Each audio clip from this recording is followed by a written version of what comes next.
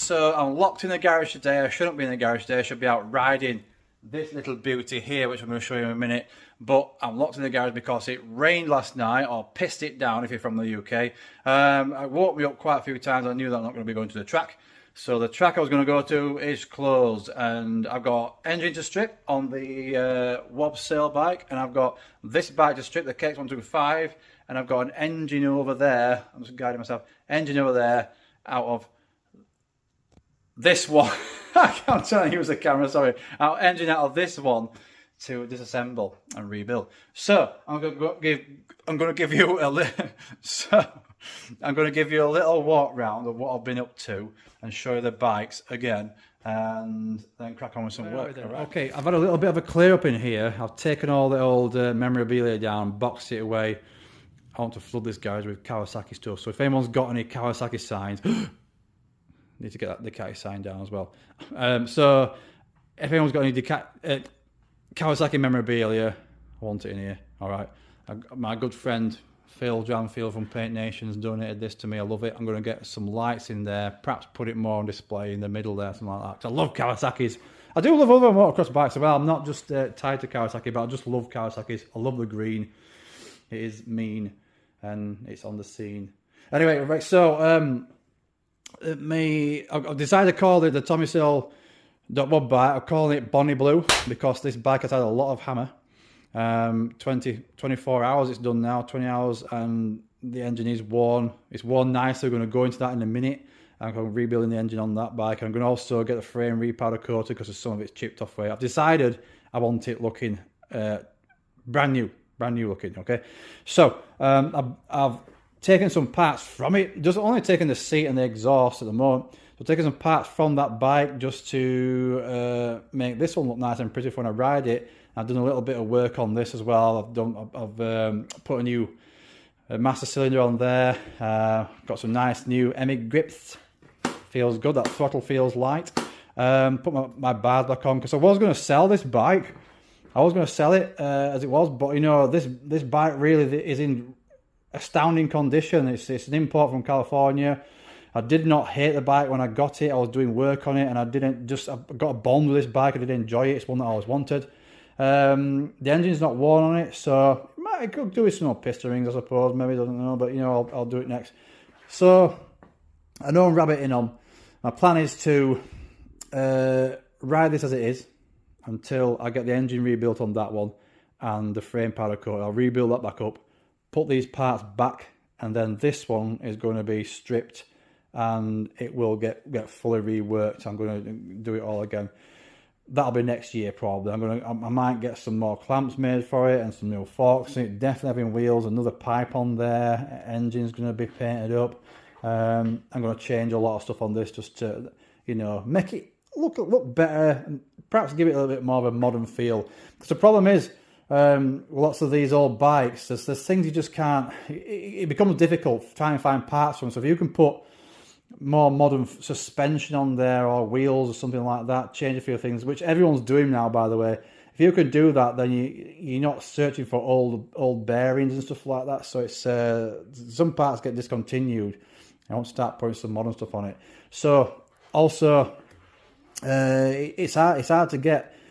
It's hard sometimes to keep in touch with these your master cylinders because lots of people end up putting new brake fluid in because the brakes are floppy. New seal kits. Can't get any compression on their goods, so they don't know what to do, get stuck. The reason being, I've got quite a few of these in boxes, and the scrap, they look okay and they will work, but the scrap, because the bore inside there just gets worn like any cylinder. You imagine how much this is operating all the time throughout 30 years or 20 years, whichever, and it's very difficult on some of these. It's hit and miss what bikes you get, because these can be worn out and you can get a new seal kit for it, but that bore inside there is worn out, and some of them you can see it's worn out, so you're never going to get a seal in there. It's same with your calipers as well, so people have got to start considering upgraded parts for them. Anyway, it just feels really good. It's got good compression of the brakes on there, despite that being old. Clutch feels nice on it, the linkage is all good, the bike feels easy to push, and the throttle's nice and light on there. Lovely and light, that throttle. Some people do struggle with throttle on these bikes with the power jet carbs and the TPS sensors. They do struggle to get light throttles. One thing you want to do is, the first thing you need to do on these is get some good lubrication here inside the throttle sleeve and inside there as well. No sticky tacky oil, get some nice slippery stuff. You could try a lard, couldn't you?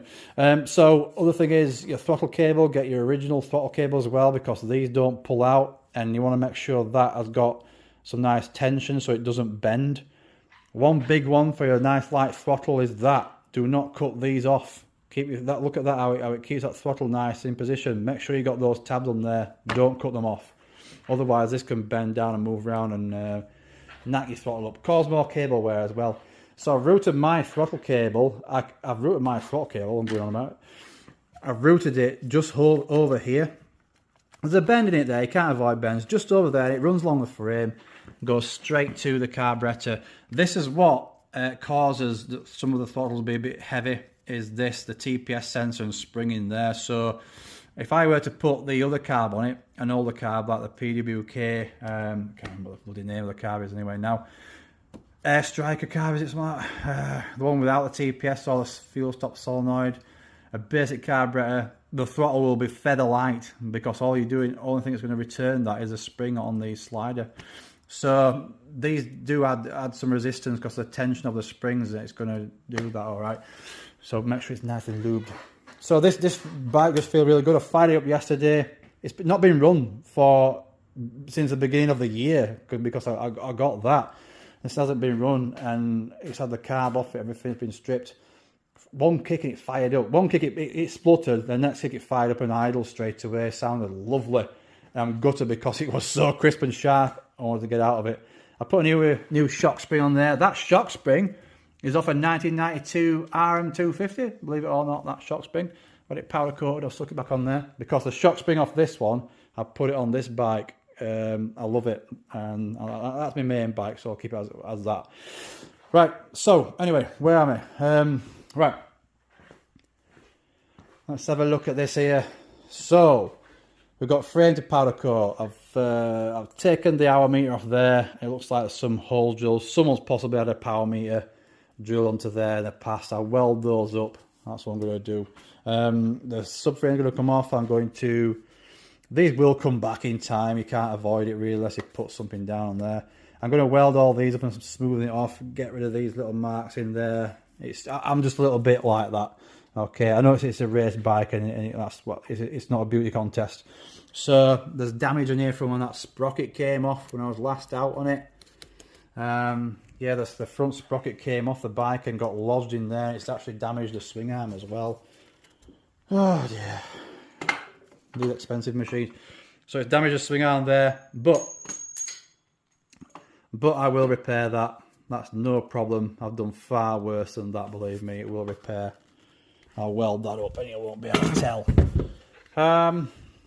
Yeah, so I'm going to get that off, re-weld that up. I might even make another one of these for this side. Weld some lugs on there. That's pretty nice, that, isn't it? I'm going to do that, I think.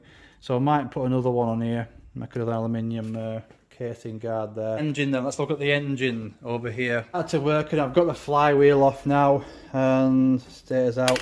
I'm going to split the casings in a minute. So let's have a quick look inside here. So we've got a Wussner crank, and that crank feels, it's hard to tell while it's in here really, but I can't feel any movement on that all up and down. Obviously it's got its side to side, which will float, but I cannot feel any movement. It's solid as that. Not moving at all, but however there's movement here. You can't hear it now, I've got the camera in my hand, but there's movement here up and down, so the crank bearings are shot. However, this has survived. It looks like the original Kawasaki one, crank halves, but with a Wussner conrod in there, and it's nice and oily. I've wiped some of this oil down actually. I'm using MX9 oil, I can feel it everywhere. It's lovely and tacky. This whole thing here was nice and lubed, so it's good stuff. Is that the piston? Single ring. I'm going to put a double ring piston in there. Single rings, can't remember now the purpose of it, but I mean you probably get higher RPM like that. Racing pistons, you'd have single rings in them, but it won't last as long as a twin ring one. And I always find if they've got 2 rings on them, 2 rings, you get a lot more torque out of it. I've usually found, like enduro bikes have twin rings and stuff like that, so I'm going to put it on. It's worn lovely as that piston. It really has. I could possibly even got away with just changing the piston rings on that and sticking it back in if I was a bodging twat. But you know, it's worn lovely. You can see the blow by there, look. So the rings are warm. That dark patch there. Usually, when I strip these bikes apart, I'll go to the cylinder in it. When I strip bikes apart, when I bought them, these are knackered. And usually when crank bearings are gone, the rod's gone as well, and you get chafing down here.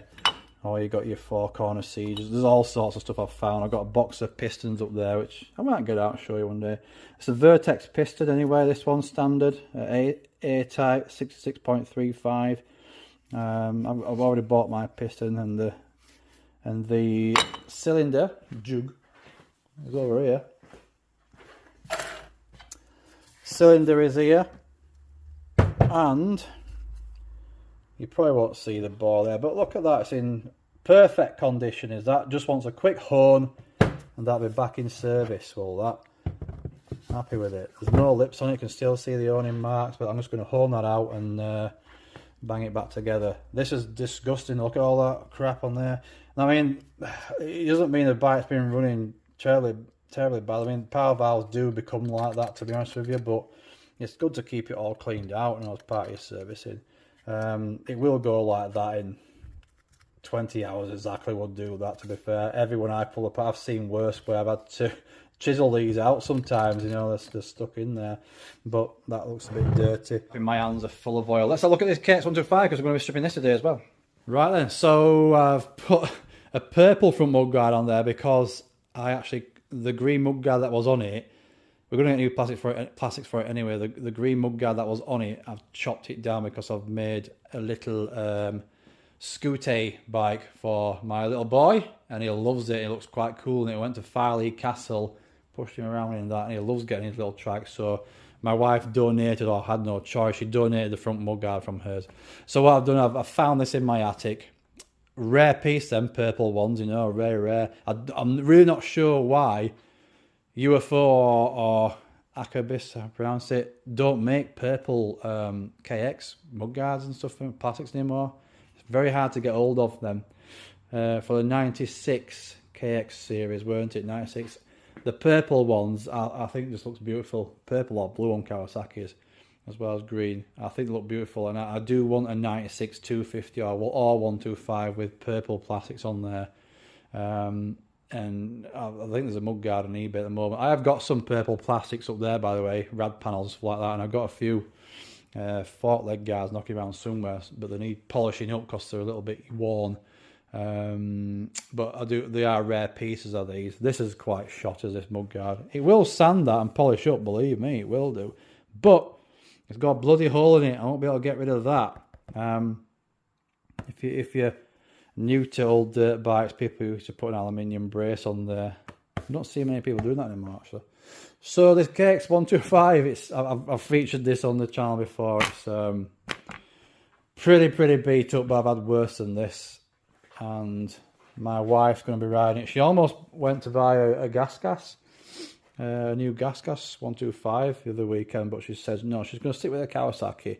She just wanted the gas, a new bike, just to put her on while we got this built, but she's going to stick with the Kawasaki. She says no point doing that. She ain't riding this year, so I'll get this rebuilt for her in a matter of no time and restored, and we'll trick it up. That's going as well, Gold Series. She's got to sell some new Alpine Stars boots there, got them from Farley Castle. It's a quick garage walk round, and I'm going to crack on with some work now. We'll strip this engine apart and see if we can find anything damaged in there, eh?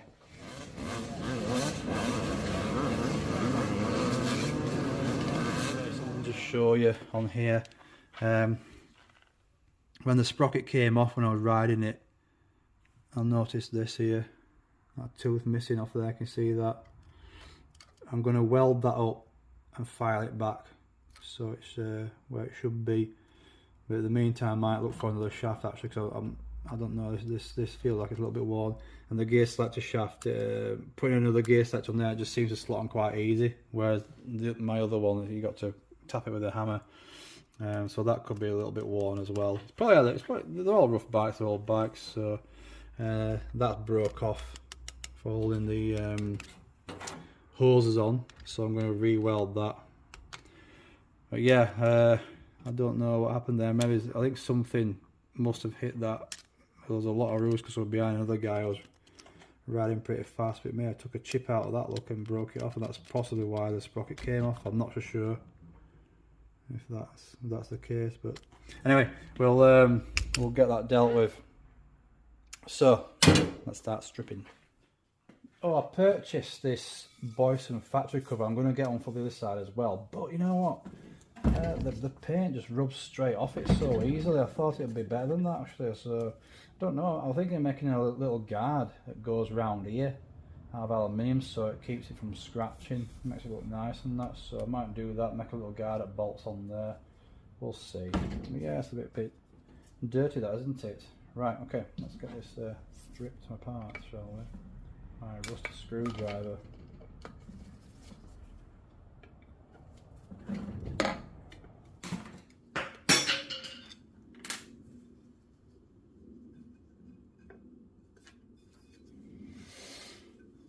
Before I go silent, by the way, what I always do with these paper gaskets, I prefer the paper ones. I think the original ones are metal, but they use wands, so with the paper ones, I always oil the gasket first before I put it on there. If you oil the gasket, then you can perhaps use it again, you know, if you're stuck, if you don't have a spare one. That's what I do, and it peels off easy as well. So if you're at a track and you just need to do something with your clutch, you have a little problem or anything like that, then you can peel the gasket off and use it again. Unless you've got loads of money, you've got a few of these in stock, but yeah, that'll work perfectly fine. That we are obviously going to get a new one. I usually keep these as spares in a little bag or something like that, so that can go on there. I've never torqued these up on bikes when putting them back on, especially old ones, because the things can wear out. I usually do it by feel. I nip them all up and I'll give them a quarter turn each one, just a little quarter turn. When you get used to tightening things up, you know, for years, you kind of trust your instincts, and it's always worked. So if you go too tight with them, then you're going to strip the threads. Right. Parts. So where shall I put them? Start there.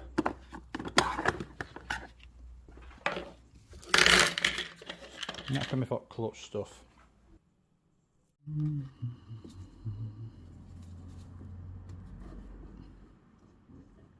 Oh, you winner. You beauty. Got them all in one. That's lovely, that is.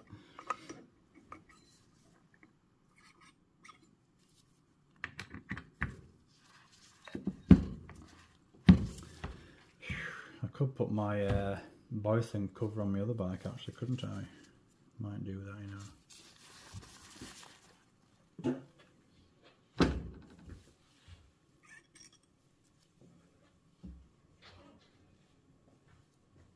Right, this nut here, I've got a few of these in boxes. It's a right bitch.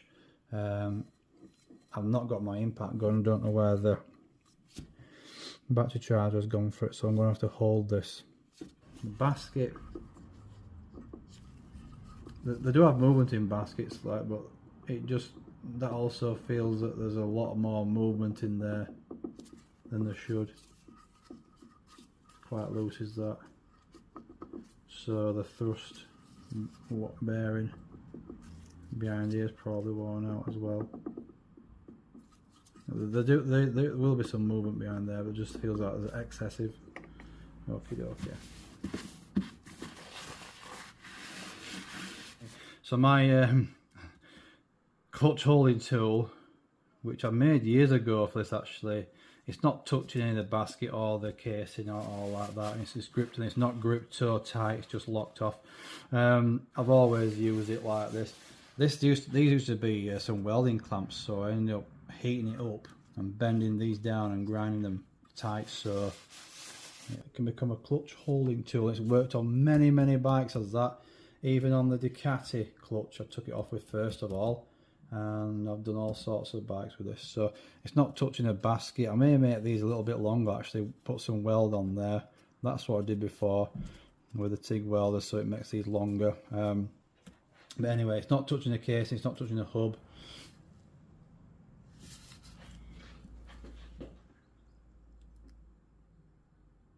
Oh yeah, bitch.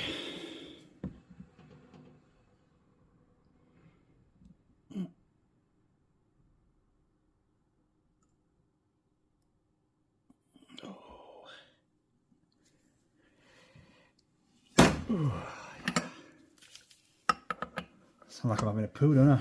Almost popped one out then. Oh yeah, tighter. That is tight, that is.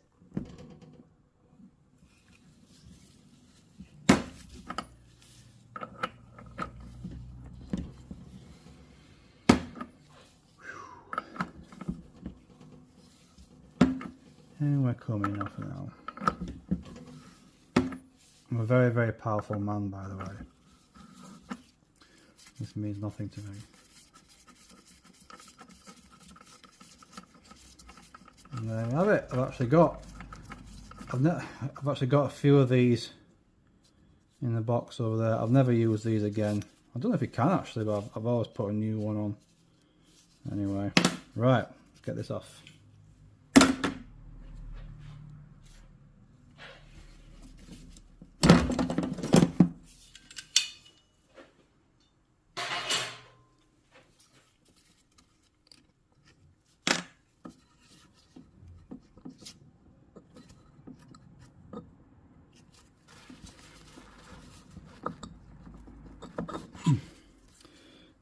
I may get a new basket. This wear on the basket, it's not actually, it's marked but it's not pitted, so that will live to see another day, that. Another 20 hours.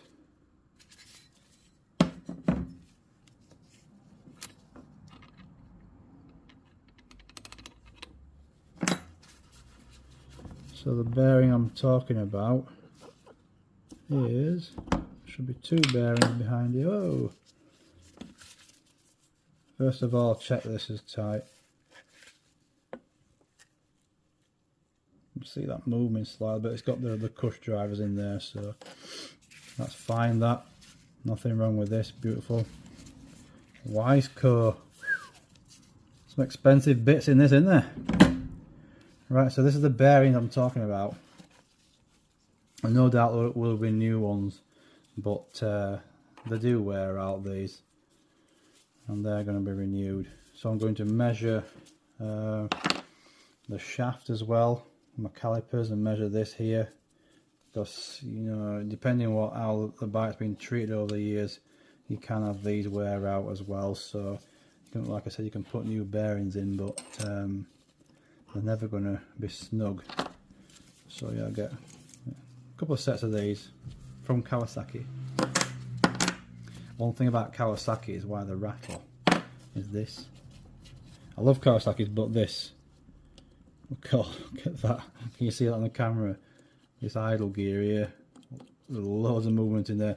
I'm actually wondering if there should be a shim behind that. I'll look on the parts diagram because there's a lot of movement in that there. Shit. And just in there, little, where is it, little return spring. I've got a spare one. A lot of the early models, these springs used to pop off. Just there, look, they used to pop off and your gear selector would just go limp. I've got a spare one somewhere in the cupboards. You know, that's actually a brand new one still in the packet. Good thing to have them, because they do come off these. I've noticed from time to time. Well, the early ones they did anyway. The design's probably different now. I've not heard of that for a while, but they did do it.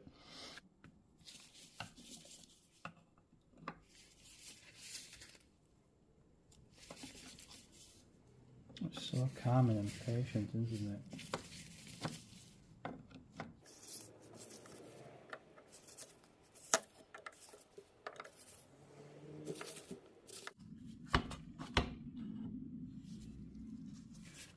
When people say full engine rebuild on their bikes or restoration, it's had crank bearings, piston and job lock. It's not really full engine rebuild. So my opinion in an engine rebuild is you replace water pump bearings, your power valve bearings, your gearbox bearings in here. Every bearing in there or any shaft that's worn needs replacing. To me, that's a full engine rebuild. So I'm just going to check this little bit, this bearing here. It rotates nice as that. You should get movement in and out of here. So what I'm going to do is I pull the shaft out. I place my thumb over here. I'm just going to look for up and down movement in that whilst putting pressure on pulling it out. You won't hear it, but sometimes you can feel it.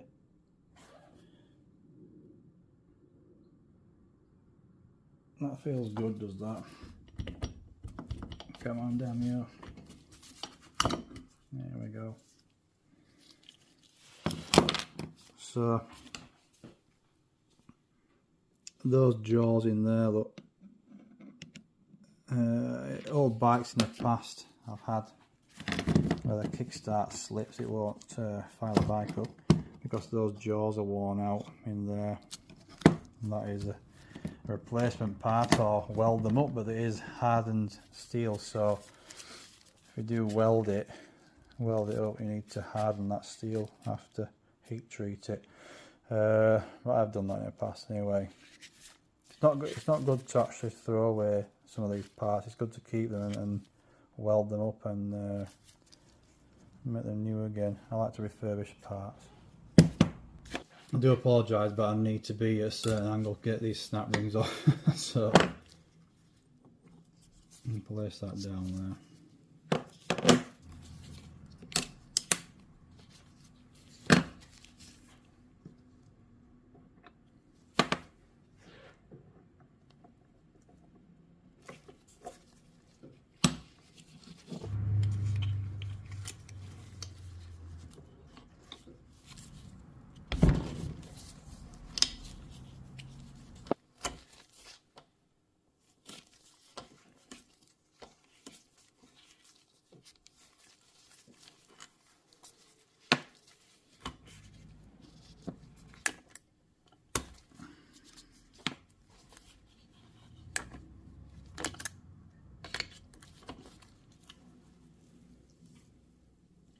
A little bit of dry sped lock there.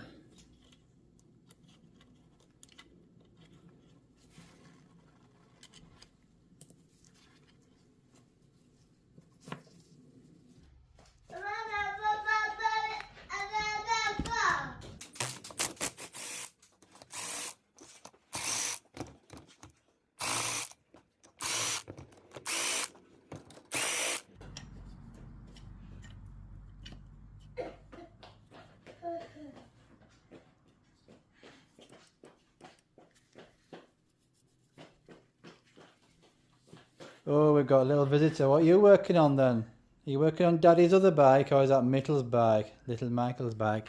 Eh? It is indeed. Say hello. Say hello. Say hello to all these millions of people watching you. Oh, he's got his tools. What are you making then? You doing what? A wah-wah? Very good, very good. What did you say? Tell Mummy to get a KX250. What's that, Michael? We've not got enough dirt bikes in here. Oh, I better tell her, eh? Get some more.